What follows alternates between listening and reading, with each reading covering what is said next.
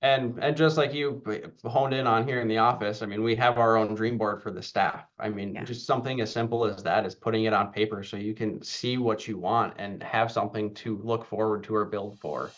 Welcome back to the Dream Architect Life podcast. Today, I have with me one of our very own from Sweet Financial, Jacob Hartke, a master of time management and someone who strives daily for excellence in all that he does and how he serves.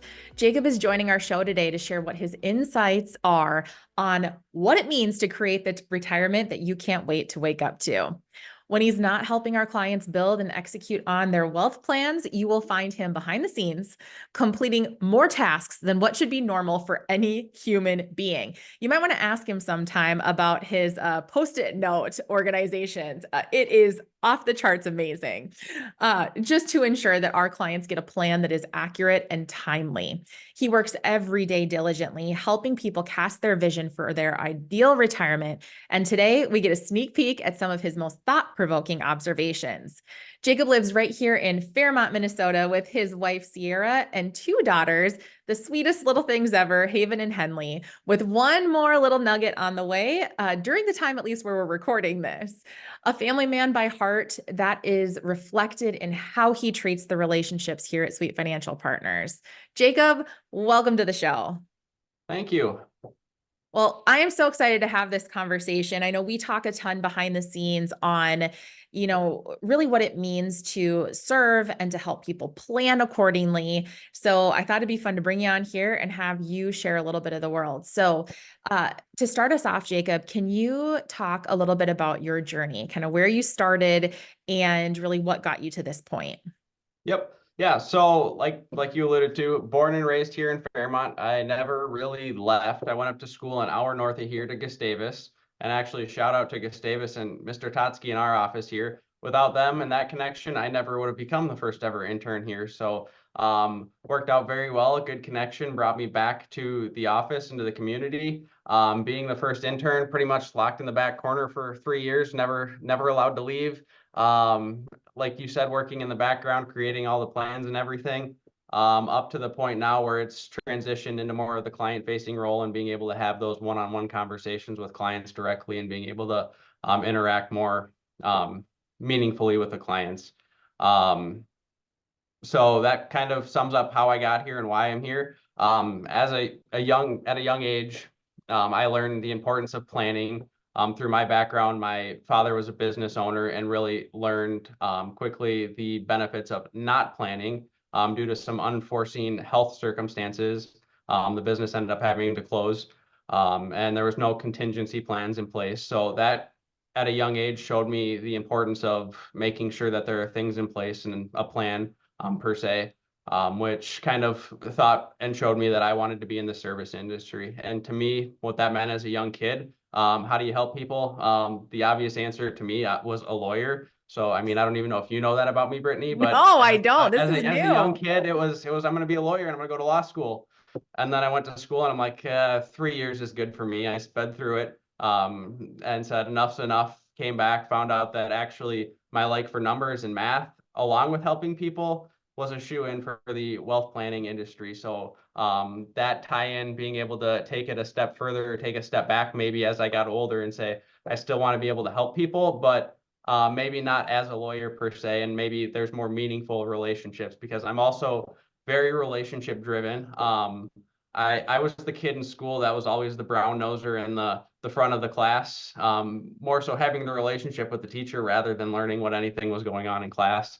Got me really far in life, obviously. So kind of continuing to build off of that and be able to help our clients and kind of take those relationships a little bit deeper now than I have in the past. So Mm. um, Jacob, I think that it's so interesting that you say this because if you think about it, the original path of you wanting to be an attorney, which I did not know, I think about your comment about relationship, and there's so many industries out there that add just immense, incredible value, but there's not a lot that really let you go super, super deep with your clients and create those lasting relationships. for sure. So I think that is a major testament to why you're here at Sweet Financial and why you serve in the way you do. Now I understand things a little bit more because you had that chance to kind of analyze your path and then make a smart choice forward. So, the thing that we talk to our clients about a lot is dreaming big and the notion of possibility and realizing even more possibility for their future. So a lot of times or I should say it this way, we are able to help people when we can also help ourselves with some of those same things. So I would be curious for our audience, for our listeners, what does dreaming big really mean to you at this point in your life? Yeah, so I think you hit the nail on the head there. Dreaming big means something different to everybody, and our clients are the exact testament to that, and they've shown us that over the years. But to me, I think it's more of getting outside of your comfort level and not focusing necessarily on the how, but more so your why. And being able to really hone in on that and build off of that as to why am I here? What am I here for? Not getting stuck in the rut of how do I get to where I want to be, just finding that purpose and taking it as big as you can without worrying about the middle steps. And like you said, we help our clients do that all the time. We're the middleman, and we can make it possible. So, but from a client stance, I think being able to build the deeper relationships, like we just mentioned, through the Dream Architect process here, and not necessarily saying the number one goal on paper is to get retired. It's what's after that, and how do we help you really fulfill the next 30, 40 years of your life, because retirement is one of the longest phases you can live through. So that's our job, is to help you find that sense of purpose. And our clients can be one of any things. It can be, I want to get the place in Florida. I want to get out of these winters. I mean, this year, nobody's saying that, but I know that's a big thing for a lot of people up here, is I don't want to be here for winter. But then you can take it even, you got the simple lifestyle that I just want to be around for my grandkids and be able to see events and things like that. So it can mean so many different things to so many different people. And like I said, the event or the object isn't really the big thing. It's the purpose behind it is more important, I would say. I think that's dead on. And to your point, I mean, we see this, and I think about when you walk into our office, the first thing that you see on the wall is a bunch of different pictures that are actually depicting some of the dreams that our clients have shared with us over the years. So to your point, Jacob, it's like some people they're wanting to relocate or maybe have dual residencies or whatever that looks like for them. Others want to spend quality time with loved ones. Others, it's a car they've had their eye on for forever, since they were 16 and now they're 65 or 66 and they want to And do it's the it. same car, the And same it's the year and same everything. car. Yeah, yeah. So there's just so many fun things that we are so lucky and fortunate to witness and to see people bring to fruition because they're consistent with their planning. And, I think the shift that happens, to your point, is when people get beyond the notion of, okay, I need to plan for retirement. It's not one date. It's how many years post, the working life or post the working life you've had to today. Because some people, retirement means creating a brand new career. So Yep. I think those are the things that I know we've talked about behind the scenes that are absolutely exciting and fun to participate in and have a small part in. So Jacob, when you think about your journey, and you've had obviously some struggles with, family business and different things that have happened, and you got to see at a really young age kind of the ebbs and flows that come with life. So what is one of the most difficult lessons, per se, that you've learned in business or maybe even in life in general? Yeah, no, I would say things don't go according to plan always, and that's fine. And I literally struggle to say that's fine, because I am such a black and white person, like you said, as I want everything just to fall in line like it should. I say yes, think big and think about the why, but I am more of I want to build out the how for everybody. So thinking of that for myself, but when it doesn't go exactly as it should, it's fine. Just put your one foot in front of the next and keep moving, and don't get cut off because you're struggling or you're stuck maybe, and don't know how to get out of it. But just keep moving, and things will work themselves out over time. Yeah, it makes me think of the notion that we talk about a lot in the office of life happening for you, not to you. Yep. And there's so many things. And, we've witnessed some of the toughest transitions from our clients, right? I mean, it's a blessing and a curse because you get to celebrate some of the most exciting times like retirement and vacations and new opportunities and possibilities in people's lives. But with the good comes the not so good too. And we're also there Exactly. for deaths and divorce and struggles in business and all the things that come with just life. So I would be curious to know, You need Jacob, to roll you've with the punches. roll with the punches. Yes. So in the people that you've served over the years now, you've worked with a lot of families, you've helped people through difficult, challenging transitions, through losses, through change as a whole. So where are you seeing people getting stuck, kind of getting in their own way? Yep. No, I would say the biggest thing is the initial reaction in Mm. those moments. You mentioned some of the biggest, toughest transitions anybody will go through, but um, coming back to your why, and really whether it's the why you've had forever or maybe your vision has changed, but taking a step back and really honing in on what that is, so then you can build the future and build off of that because it might have changed, but really that's what drives you as a person. So being able to, okay, I mean, that happened, it happened. We can't control that. It's out of our control. But what we can control is how we go forward and our reaction and the why behind what we do and why we do what we do. Will help you get back on path. So I think that's the biggest thing is people kind of get stuck before they know where to go. You can easily fall off track there and kind of stutter step maybe or spin in circles until you really take the time to take a step back and revisit things. Yeah, you bring up a couple really great points there, Jacob. And I think the number one thing is when you said the reaction, right? Like that initial reaction that people maybe have. If you think about it, if you don't have a plan, right? And it could be for your financial life, it could be for your home life, it can be for your business, whatever, insert whatever you want there. When you don't have a plan and you don't have a clear picture of what you want and where you're going, it can cause you to maybe make decisions that aren't super aligned with ultimately what you want to get out of life. Because if you have no target, you're basically, I use the adage of shooting an arrow, right? If you have a target, you know exactly where to aim it, you know exactly how hard to pull it, you know exactly how to launch. May not be very good at it, but you get the point, right? I'm not an archery specialist here. But when you have a target, you know what to aim for. If you have no target, you're basically just shooting off into space going, hope this lands somewhere.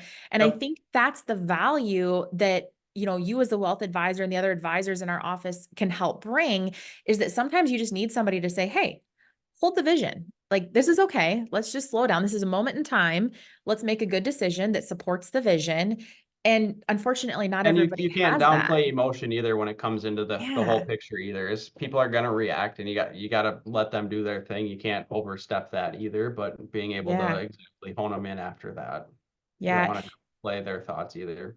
No, you bring up, that's such a valid statement that actually I was just in a conversation earlier today with somebody about how, as adults, we think about moments of stress or moments of frustration and how it seems like in that moment, everything like it is the worst thing in the world, right? Like the world is crashing down around you and it's the worst thing. And then I was talking this through and I said, it's not different from our kids. So think about this. Like my oldest daughter, this is just so ridiculous. We still laugh about it now, but not in front of her, obviously. But she got so upset with her brother the other day because he ate her cheeseburger, the That's cheeseburger that she yep. had saved. And at that moment, I mean, you would have thought the world was crashing down around her, but it's because that's what's real to her. And at 10 years old, 9 years old, that's what matters to them. And that's what seems important. And as adults, we're really just like big kids that keep having what we perceive as problems. So, anyways, my whole point in bringing that up is I know when we shift kind of the focus to the why and, really looking at how we serve, Jacob, you've got two small girls right now. And like I said earlier, one on the way too. So when you think about this notion of the why, of vision, of purpose, of all those great things, what's one lesson that you would really hope to instill in your girls when it comes to pursuing their dreams, comes to creating their impact? Yeah, no, I would say exactly that is find your why. As simple as that may be. Just find that big thing that really drives you as a person and As a 3-year-old and a 1.5-year-old, yes, it will change. As the 10-year-old with the burger, we will see that progress. But find what you really love, and then go and pursue it. And don't get caught up in the how.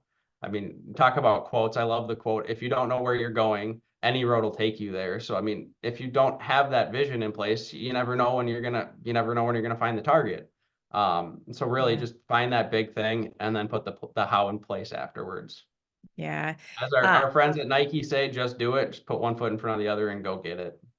I love it.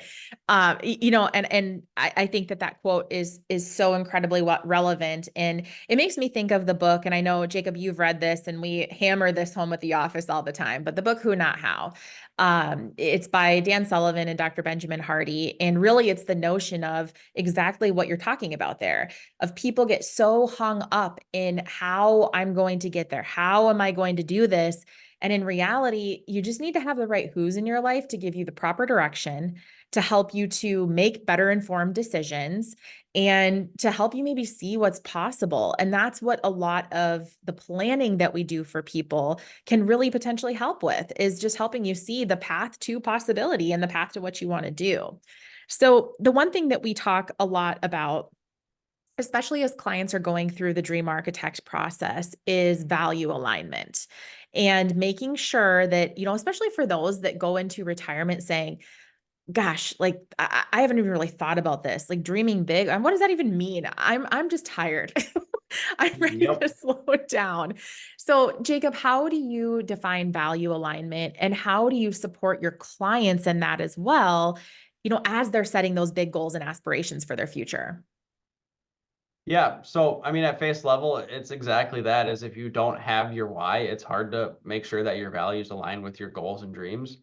So just ensuring that your values do really align with the bigger thoughts and the goals and the aspirations you have. Yes, retiring because I'm tired, probably not a good solution, good answer. Yes, you can do it, but we need to figure out what you're retiring to. It's not just I'm retiring from my job because I'm tired. Again, we alluded to it earlier. You got 30 plus years of retirement ahead of you. What are you going to do to service not only just the 40 hours that you're giving up from work, but the other 24 hours in the day too? So, Yeah.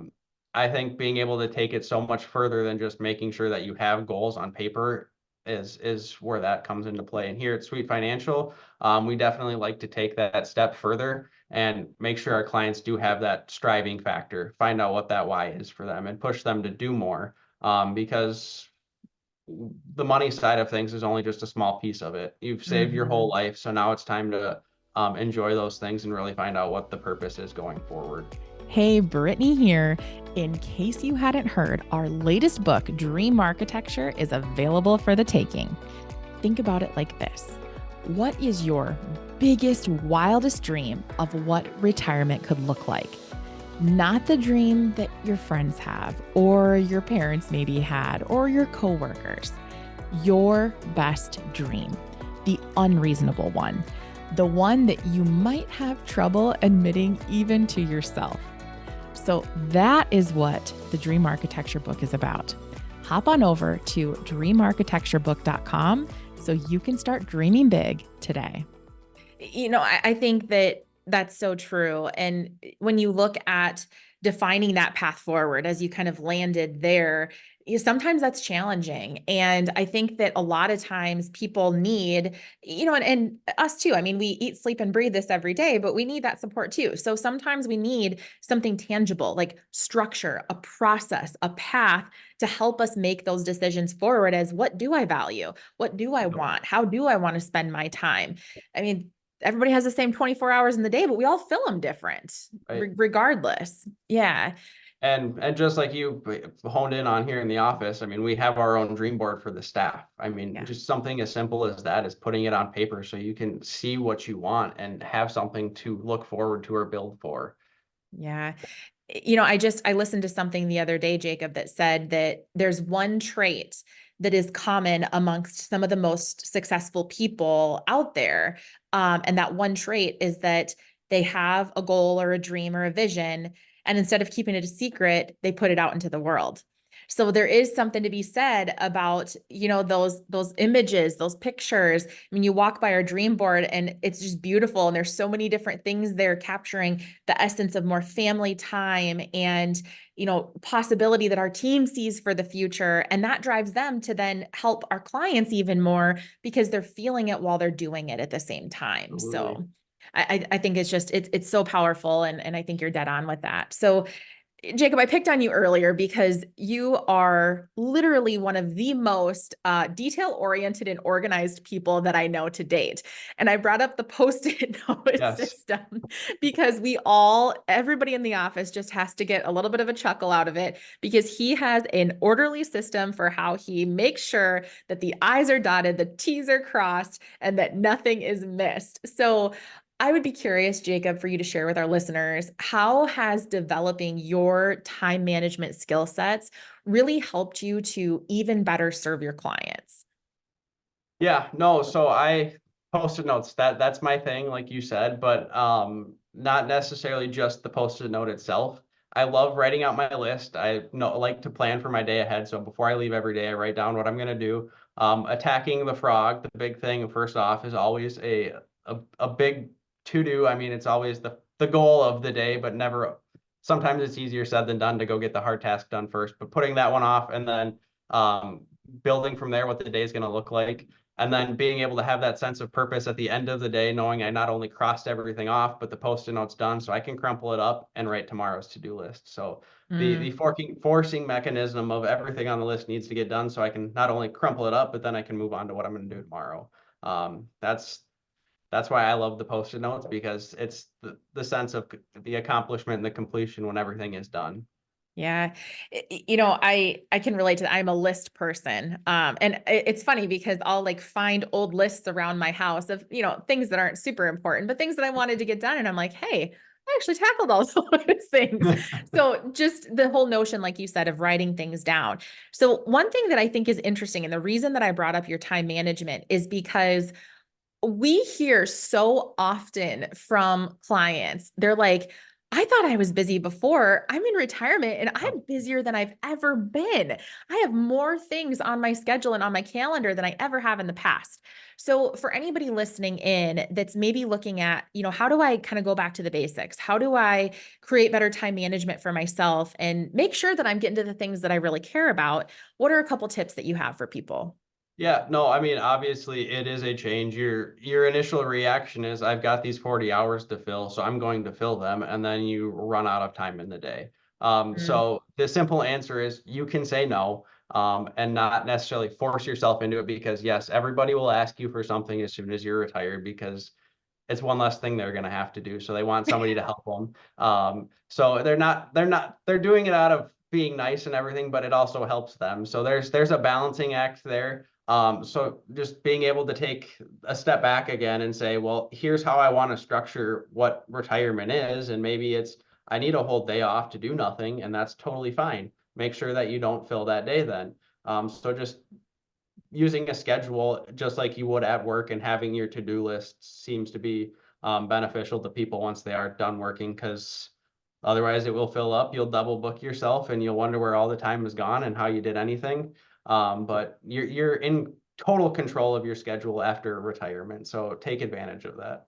Yeah, I think that's so valuable. And, one of the things too is as people are looking at choosing or backing into what they want retirement to look like, what they want, their next chapter to look like, and the excitement that they might want to fill it with, I think sometimes it can be really scary, because you've known and you've had a routine, right? So whether you are listening to this and you were a business owner, or you just had a really long-term career, or maybe you had a couple different careers, but you've always known what the expectation of your day is and kind of what to expect next week, next month, et cetera, and so forth, especially when it comes to the consistencies in life.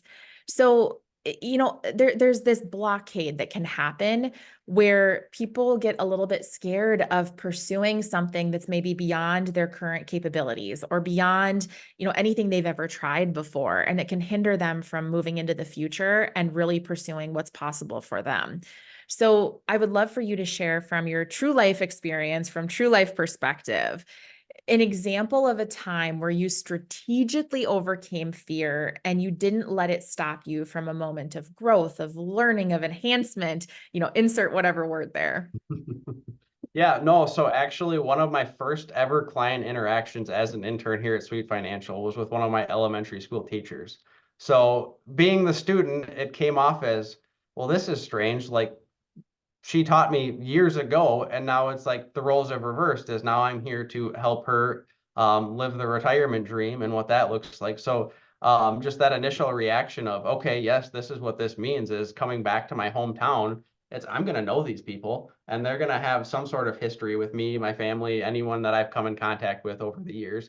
So that just kind of set in right away. And it was like, okay, well, that's great. Well, moving on essentially, because that's not the only time it's going to happen. So just being able to kind of take that up front, like, whoa, this is kind of strange to work through it and come full circle. And now the roles have reversed and become the teacher. Hmm. And how fun is that too, being able to, I think about it like this. We all have some of our favorite teachers growing up. I mean, I think back and you definitely have some of those that really stand out as making an impact on your life. And then it kind of comes full circle where you get to use the talents that, you've built and accumulated and turn around and serve them. I was listening to a podcast the other day and they were talking about something really similar to this in the notion of kind of things coming full circle. And they had somebody that this person had been some sort of a mentor to them when they were younger. And as they developed their own business, it turned out that this mentor ended up being a client of theirs. And the person speaking kind of had a little bit of imposter syndrome where they're like, oh my gosh, like how am I going to add value to this person? This is bizarre. This feels really weird. Are they going to look at me as like, somebody that's too young or not capable enough? And so the gal had a conversation and just completely opened up to her mentor and said, this is really weird for me. And I just want to make sure that this is what you want. And the person stopped them and said, what's most fulfilling for me is I've seen the skill set in you for most of your life. And seeing you apply it and how you've grown, you are far smarter than me in this particular category and in what you're doing and how you're serving. And it's actually my honor to have you teach me. And I'm so proud. I couldn't be more proud of you. And this gal was just, full of emotion, of course, and just so relieved. But I think that it does come full circle. And, being able to lean into how you can serve people is just, it's a beautiful thing. And it is, it's, what do they call it? Let's go to the Lion King reference because we both have young kids. It's the circle of life. There you go. Oh, awesome.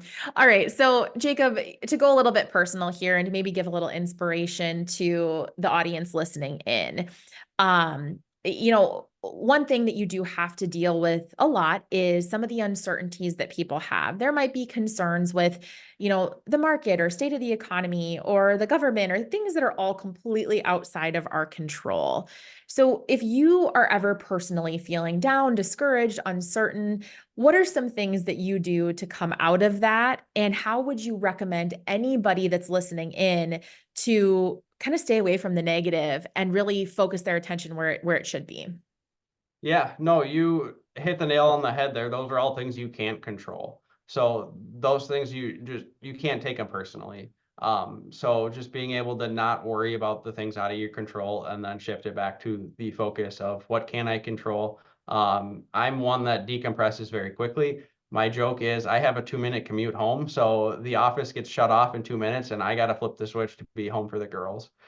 So just being able to have that mechanism or whatever that is, and it's going to be different for everybody to say, here's my shut off, here's my decompression, and move on, and then shift it to the things you can focus on, because that's the last thing you want is your negativity or whatever that event is that's bringing you down to drag into and affect someone else. Yeah. So being able to find what works for you and use it and just be able to decompress on your own essentially, so it doesn't bother you. Yeah. And I think too, just along the point of, we're constantly talking about focusing on what we can control. So, you can't control what's on the news, but you can control whether you watch it. You can't Absolutely. control the weather, but you can control your attitude towards it. So it's all these little things that, it can become easy to succumb to the world around you, but so much of the essence of positivity and progress forward really is all captured within us as individuals. So, Jacob, I have really just two last couple questions for you. Um, what is one of your, let's call it big, hairy, audacious goals? Like, what's a big dream or aspiration that you have for your future? That's a funny question because if you would have asked me this 5 years ago, my answer would have been completely different before having kids. It would have been build the big house, build the dream house, and we did that. We checked that off, but that just doesn't excite me like it used to. My shift of life-changing events has been more now towards the experiences and being able to create those experiences for the girls at home, and being able to almost live vicariously through them and see their excitement rather than something that really would excite me because it's just that much more empowering to see it from their eyes rather than mine. Mm. And it is amazing at how perspectives shift and change and ebb and flow. And we see that with our clients too. They may come with big aspirations of, you mentioned earlier, having a place down south or in Florida or whatever. And then they go spend time there and they're like, I am so homesick. I miss my grandbabies. We are coming Yep. back. So yeah, it's just, it's life, and our aspirations change, our dreams change, our goal focus changes. And again, it goes back to just making sure that you've got that strategic partner and those relationships that can help redirect you, keep you centered, and help you hold that vision towards the future that's so powerful. Yep. No, I would agree with that right there. I love the team approach on that. I feel like as the financial advisor, being able to take it a step further and be the glue or the last piece of the puzzle that really can bring everything together. Because like you said, without being able to open up about these things and not have it out there on paper or whatever you want to say, is it's harder to achieve your goals if nobody knows what they are other than yourself. So just being Yeah. able to create that positive impact on others and make a lasting impact.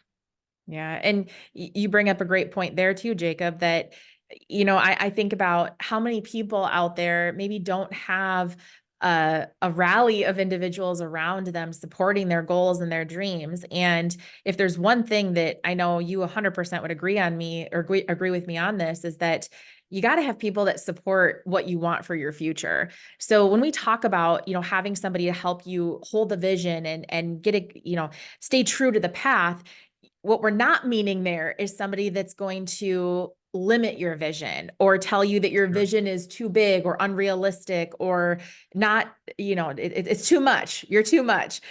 So we just want to be clear that, that's one of the things that we can do is really be partners to our clients and people out there that want a little support, that want help dreaming a little bit bigger, and that we won't ever look at them and tell them that their dreams are crazy or out of reach. Our job is really just to help you find a path to get there. So, For sure. um, Jacob, before we wrap up, first of all, before I ask my last question, what would be a way for somebody to get a hold of you if they have any further questions or want to explore, maybe their dream retirement?